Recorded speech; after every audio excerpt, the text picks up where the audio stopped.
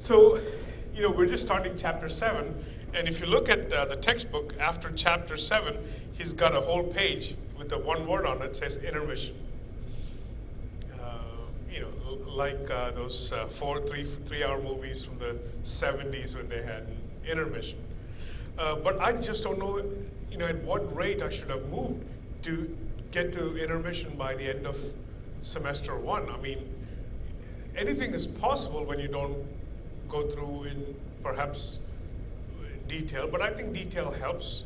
So at the end of the semester, we may be 1 or 2 chapters shy, and if you're on your own, you can always email me with questions, but I think it's better to cover things a little slowly and cover it well, rather than just a cursory, look at the whole material. So there are different points of view. Some people prefer that. Some students prefer that. The class just gets the essence of the material, and then you put in your work to fill in. So, but anyway, just by habit, I go very slowly. I think if we had a really, really good math foundation coming in, we could skip that entire first. That would be a big gain. You had the vector cal, you had all that coming in, maybe, but. Yeah. Even then, I would have gone to maybe end of chapter 6 at most, not end of 7. But okay, so what we're going to do is consider a large class of materials. These are, I have conductors in mind, okay? And we'll call them perhaps ohmic materials.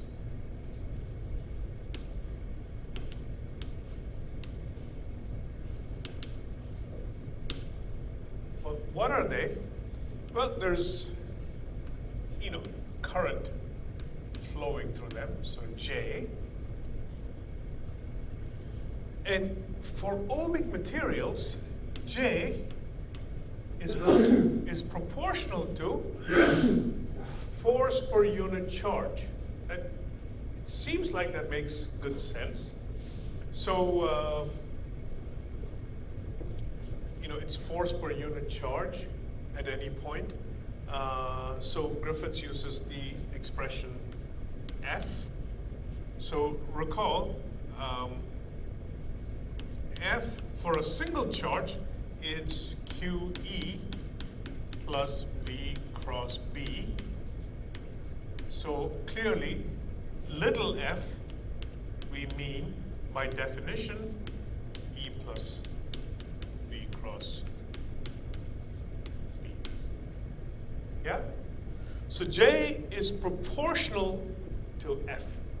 Not equal, I mean, they can't be equal, the units are different. So there's a constant. This is not charge density, and Griffiths apologizes. This is standard notation. We have more terms than letters in the Greek alphabet. So this is sigma is a constant for different ohmic materials, and it's the conductivity. Very often, sigma is not used, but 1 over sigma is what it comes up.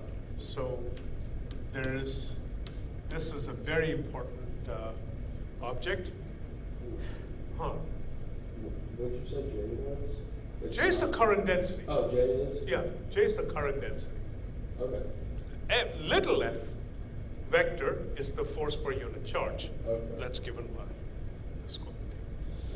Okay? This is, when I write this equation, you'll start laughing because it's completely silly, but rho and sigma doesn't stand for what they have stood for thus far. Rho is charge density is not 1 over surface charge density. These are entirely new things. This is called resistivity. You recall this from freshman physics.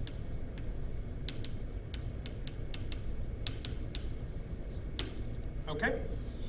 Now, for most materials, the speed is very small.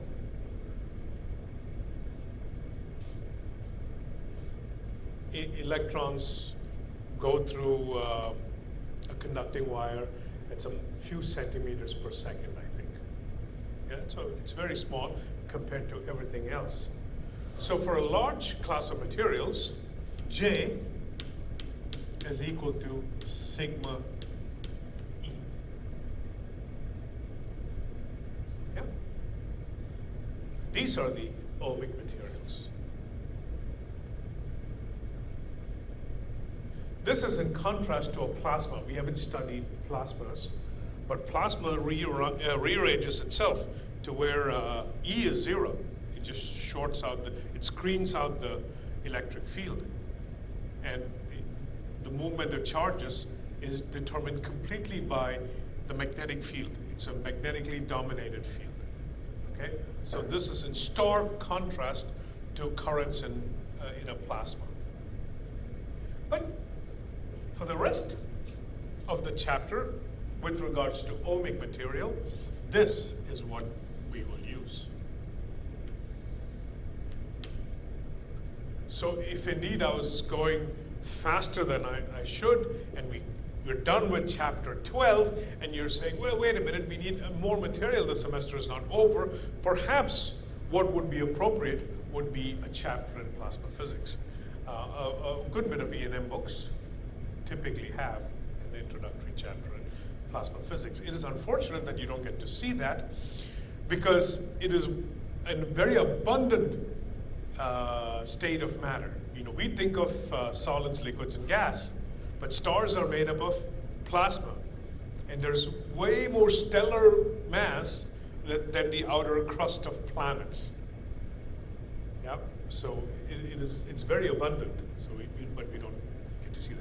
Of course, all of that pales in comparison to dark matter. Yeah, 97%, I think, is dark matter. I don't know if it's 95 or 97, but so what we think of as matter is just the leftover stuff. We don't know what the universe is made of. So that'll be a fascinating story as it reveals itself. Okay, so let's do a couple of problems. And I will do it without much insight, because the way Griffiths does it itself is fine. But if I were to do it slightly differently, I might cover topics a little differently. But at the end of the day, it seems like I'm literally lecturing page after page sequentially, because it's a well laid out book. I just can't argue with the book. So if I did make changes, it would be just nitpicking with Griffiths. You can nitpick with Griffiths all you want, you lose. So what he does in this problem is a wire, but it doesn't have to be a perfect sphere, just any shape. But in its shape, it's uniform. That means if I slice the wire anywhere else, it'll look, I can never do uniform. But you see what I'm trying to get at? It's the same shape. It's a conducting wire, and you have current flowing.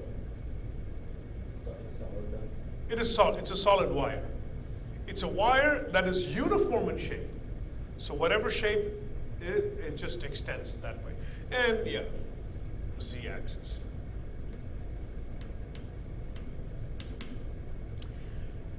But this wire is externally controlled so that potential here and potential here is a constant. Yeah?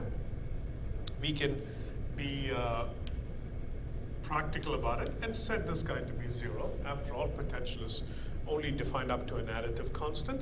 And here we'll call it V0. And the question is, I think the question is find the current based in terms of V0. Yep. Okay. Well, the current itself is J times A. Well, let me correct the J vector times A. But I did draw the arrow wrongly. Which way would the electric field point? This way, the potential is increasing. Remember, and I'm trying to, as we do this, this is the relationship. So it is against the electric field. That means the electric field is pointing this way. And unless you have a negative conductivity material, you're going to have J. But nonetheless, we're just looking for the magnitude. It is J times A. Well, J is sigma E times A. So this is what I mean by not doing it in a different path. 2 examples from now, we'll show that E is uniform.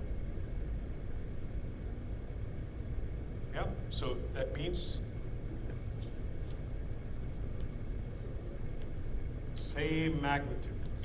Now, you can say, well, that's easy to believe if it is cylindrical. But the point is, it's not cylindrical. It's any old shape you want. Yeah?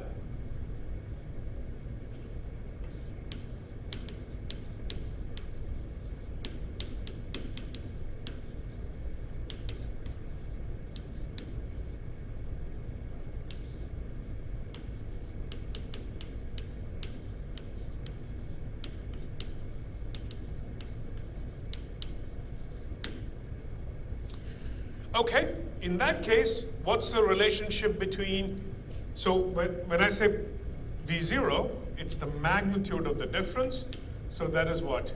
E L, where L is the length. And so we get I equals sigma A over L V0. Seems like a simple problem. It is a simple problem, but it's trying to tell you something. What it's trying to tell you here is the important lesson.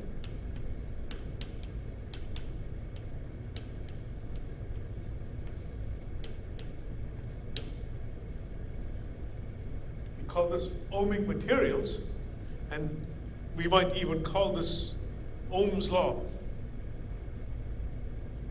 the correct version of Ohm's law. But if we did, we're getting V, and I can solve a V over here, is the flip of that, and divided by this times I. So this is maybe just the inverse of the resistance. And we'll see, as you can see, the resistance term has, because V equals IR is Ohm's law, not this new version of it. For us, right, forever and ever. But look at what the resistance is made of. It's made of terms describing the geometry and sigma. It is a constant as resistance is defined, but it's also made up of geometry. What is another thing that is dependent on only geometry and the parameters of the, of E and M, maybe epsilon naught or something like that? Capacitance. Yeah, good. Okay, let's get familiar with this. So let's do one more example. Remember, I have to show this.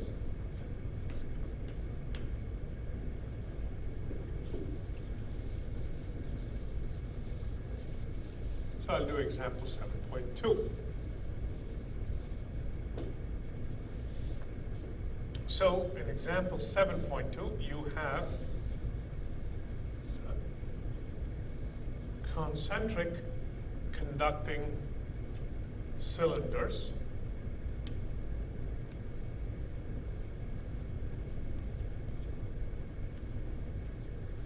But the region in between is filled with what? Some sort of a ohmic material. This region over here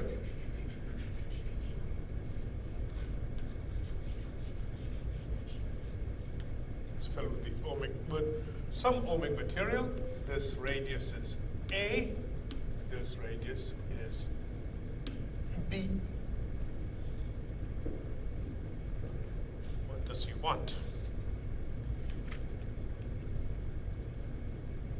Yep, you guessed it. He wants effectively the Ohm's law for this one.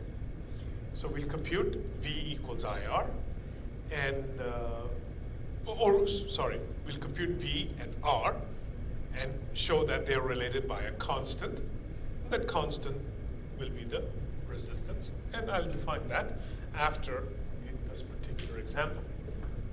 So for current to flow in between them, there has to be an electric field. For there to be an electric field, these conductors have to be charged so that there's an electric field and then charges can swim across. Okay? So we will put a current, a charge of lambda over here. The outside really doesn't matter.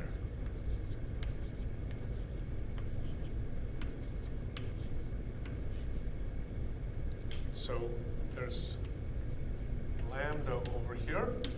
Lambda is the linear charge density charge per unit length.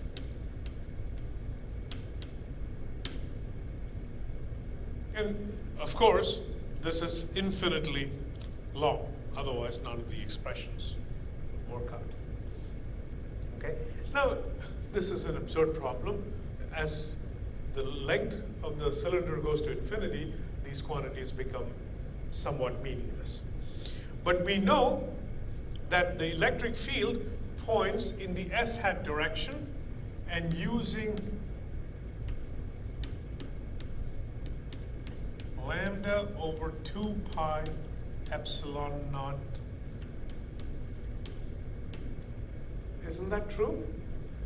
Let's see. E times 2 pi S times the length of the cylinder is equal to total charge, which is lambda times L over epsilon naught. Right? This is Gauss's law. E times the area equals total charge over epsilon naught. And I think that works out, right? Lambda, L cancels. Yeah, that's what it is. And so, delta V equals minus A to B E dot dl.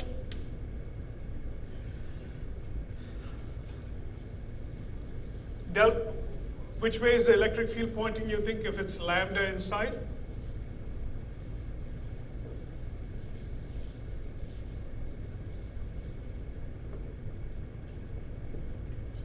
The electric field is pointing outward. So this is a positive number. So delta V, that means VB minus VA is negative. VB minus VA is less than 0. So whenever we write Ohm's law, this is true even in capacitors as well, by V, what do we mean? The absolute value. So V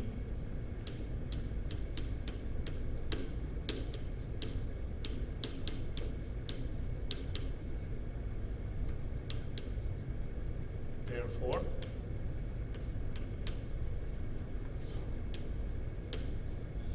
and let's do this. 2 pi epsilon naught ds over s. Because dl is nothing but ds s hat. mean, I'm just choosing to go radially So outward. you're defining electric field as phi hat? So you said S hat,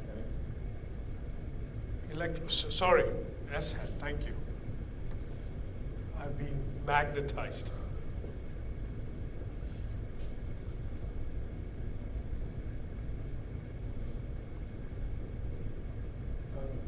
Huh. Yeah, you're not gonna look up from there. What happened where? The current lambda we have, Yeah, no, lambda is not a current. Lambda is a charge density. If you're going to have a current flowing, you need an electric field. So you put some sort of a charge, so you get a J.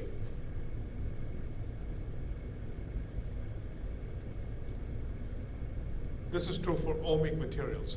For conductors, this is not true.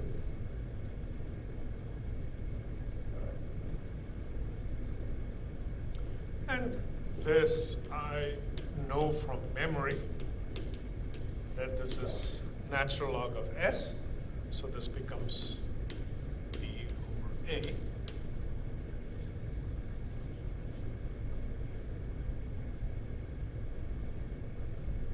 On the other hand, I'm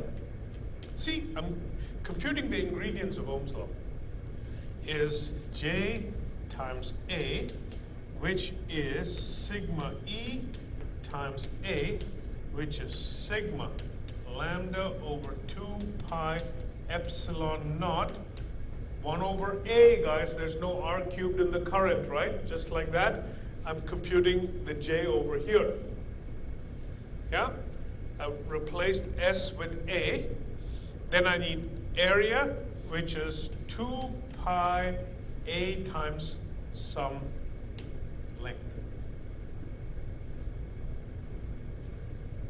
Because if you have some amount of current, an infinitely long wire, there's infinite amount of current flowing through.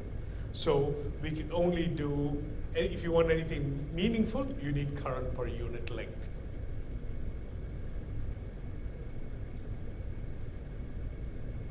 Or equivalently, we can only talk about resistance per unit length. And so the 2 pi A's cancel, and the current is what? Sigma L over epsilon naught lambda. Is that true? Please check. I don't recall these abstractly.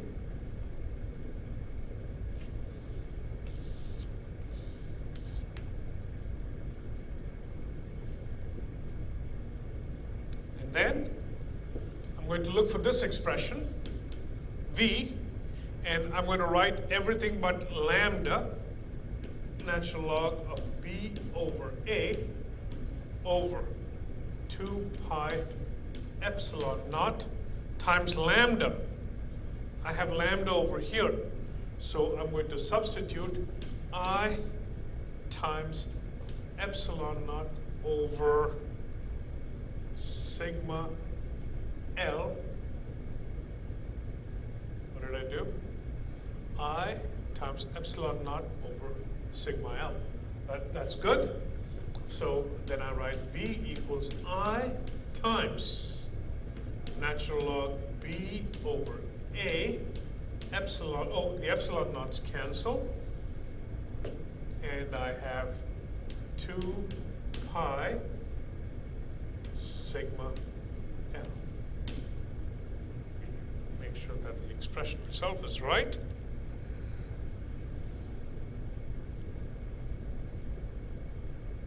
Two pi sigma L, correct.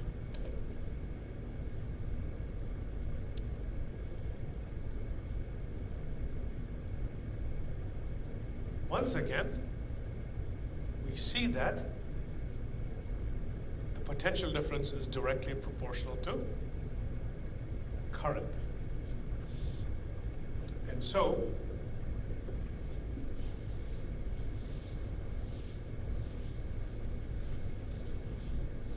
we can, for example, in this example,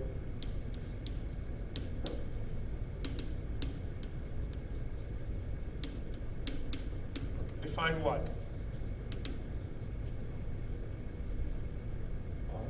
R equals what?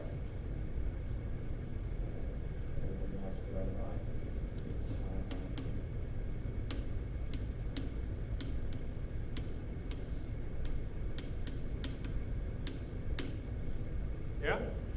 Really, we can only define, that's,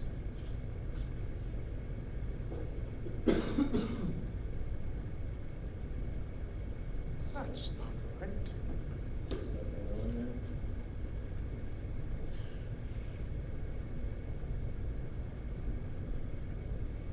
Yeah.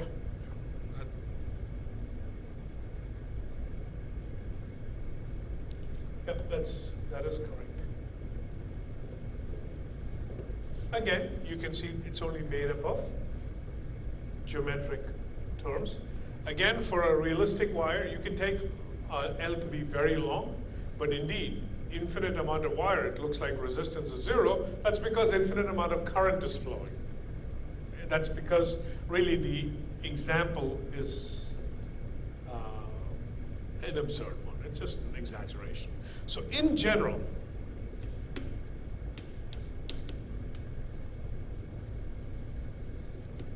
for ohmic materials,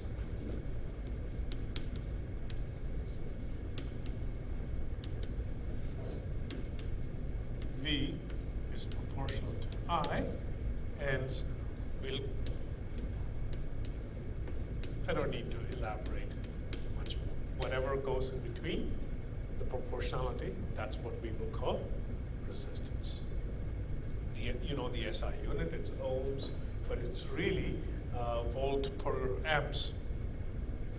That's what it is. And the defining equation, if you want, if you said this was Ohm's law, I'll be okay with it.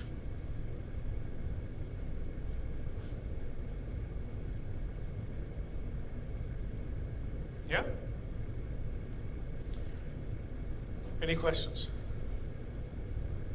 Remember, there's stuff I need to prove. That the electric field is uniform. I wish I had kept that cylinder, except that wasn't very uniform to begin with.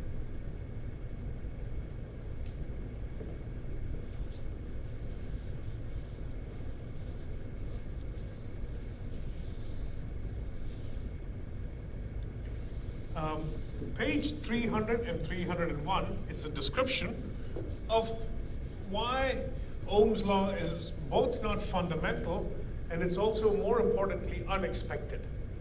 Okay? Again, we're not studying condensed matter physics, so the description is heuristic.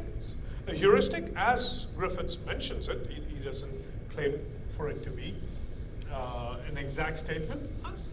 I hope you take the time to read. I have very little reading assignment given to you, so when I do give them, I hope you take the trouble to go through it. So let me prove the statement that was made, and to do that, let's consider a uniform ohmic material. So I'm going to look inside.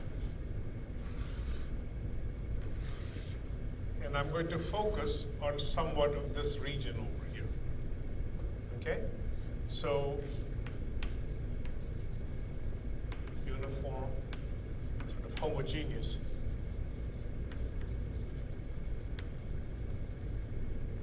Ohmic material. What that means is sigma is truly a constant. Yeah? Okay, so divergence of E, well, by definition, is divergence of J over sigma. But because it's homogeneous, I bring the sigma out, and 1 over sigma, this is what? This is from the continuity equation. Yeah, but this is equal to 0 for steady state currents.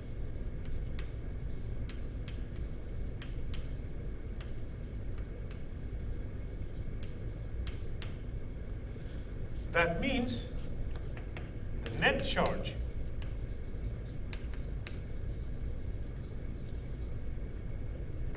equal to 0. So whenever you have a current flowing through a homogeneous material, the net charge is 0. If the net charge is 0, by using Gauss's theorem and taking any surface and computing the electric flux, what will you have shown? That the net electric field is 0. So just like electrostatics, except this is not statics here, if you have a steady state current in a purely uniform, uniform homogeneous ohmic material, the net charge is 0 inside, which of course implies that E is 0.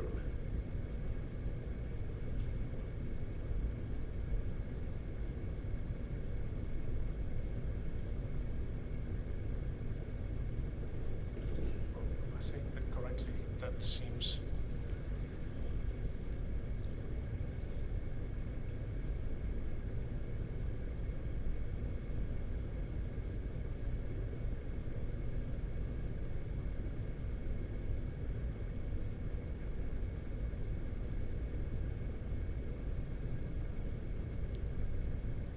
No. It implies the flux, net charge is 0, so flux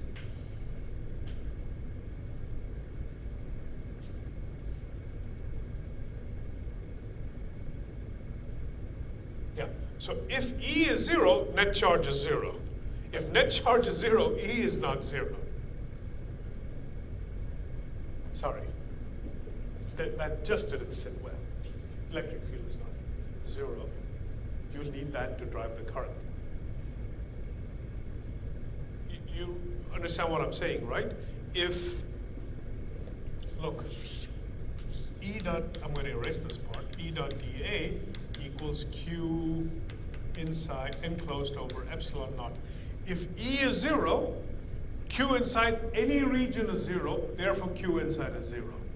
But if this is 0, you can't conclude that is 0. It's only the integral of it that has to be 0. So you could have some flux coming in and going out. In particular, consider a uniform electric field, where the electric field is just going that way. There's no net electric flux. But the E itself is not 0, it's uniform. My apologies. As I said that, no, wait a minute. That doesn't sound like kosher physics. Sometimes when you make a hasty mathematical argument, you can check it with physical intuition. When intuition fails, then you have to check it with mathematical rigor. So. Physicists have the anchor of intuition as well. Does it? Are we doing it correct mathematically? Does it even make sense? We have that sort of a check. If it is just arbitrary vector fields, one couldn't connect that to, does that sound reasonable? Or which way should the E field point for this geometry? Is it true? Could it point in the S-hat direction? Because if you reverse the current, then that's standing upside down. The direction of the magnetic field changes. That is not intuitively correct. So because we're attaching this to physical problems, we get to intuit things about general vector fields. But maybe mathematicians have other ways of compensating for this, and they too develop a different set of intuition to see if things are correct, but they check everything rigorously. Okay, fine. So this is example 7.3, and example 7.3 says, show that in example 7.1, the electric field is uniform. So I'm going to again, consider, again, it doesn't matter what, two shapes, that is uniform. Here, we set it to be 0, it doesn't have to be 0. Here it is V0, it is constant. So in this wire, in this portion of the wire, there are 3 boundaries. Here, on 2 ends, the potentials are fixed. First of all,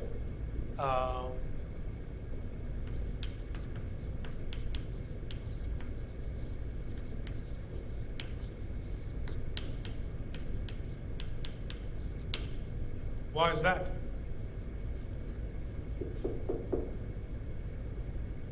So it satisfies Laplace's equation. Here and here, potential is constant. Now let's look at the cylindrical part. On the surface, on the cylindrical surface,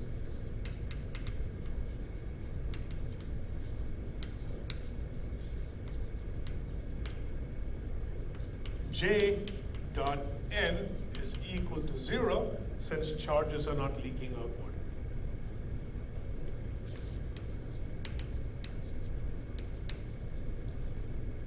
Current is not leaving the material.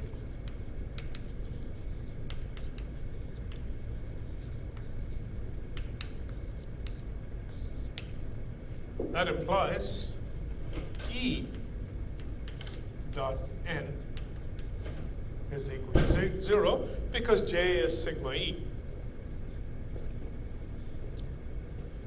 So that implies negative gradient of V dot, I can do it differently, N hat dot, well, that is because E is negative gradient of V. We have another symbol for this. Well, I'm going to, I don't worry about the negative, but this is what we mean by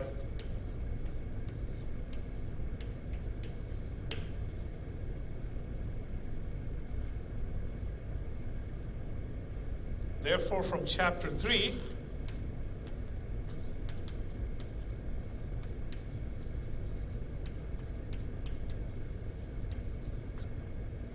V is unique. Remember,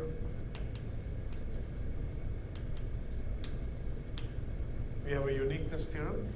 Either if potential on the boundary is fixed or its outward normal derivative is fixed,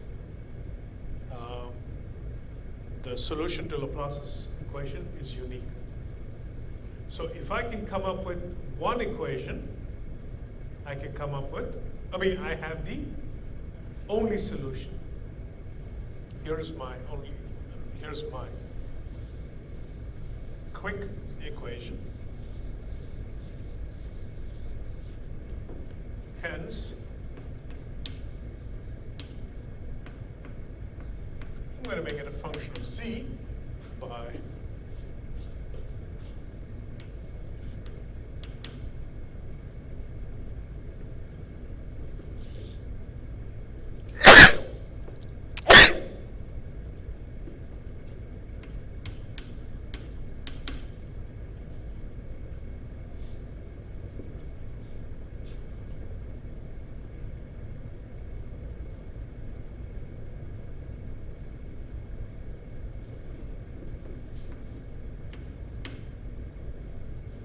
then when Z is 0, potential is 0.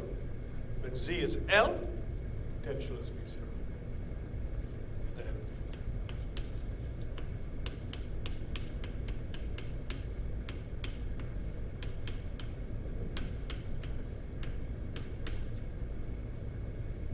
is that a uniform electric field?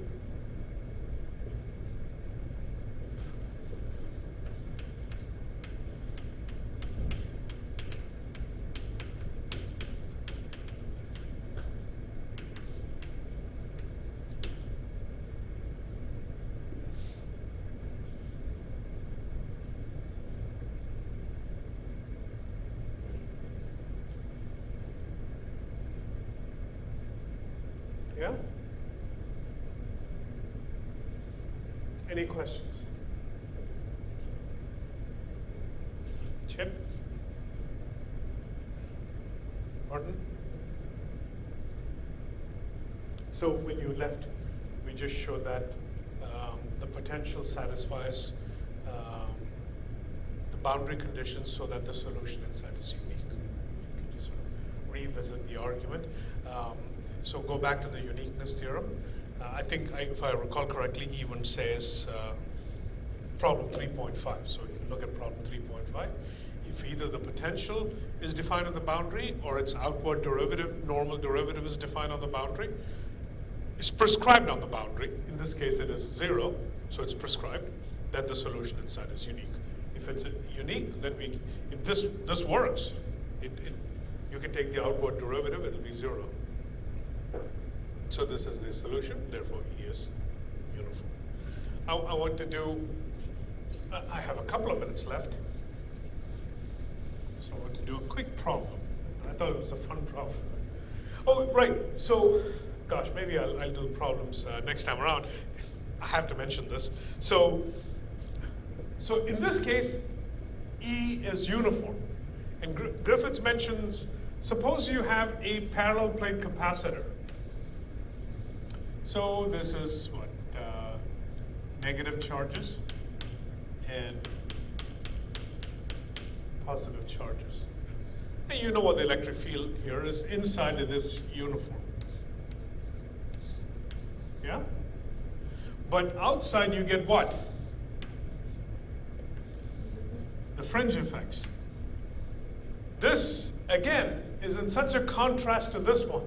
This can violate symmetry all you want. Electric field is just uniform. But as opposed to a metal conductor, creating electric field, it's far from uniform. So this is very advantageous for us. Yeah, I don't want to rush into examples, so I'll do some examples and keep on keeping on.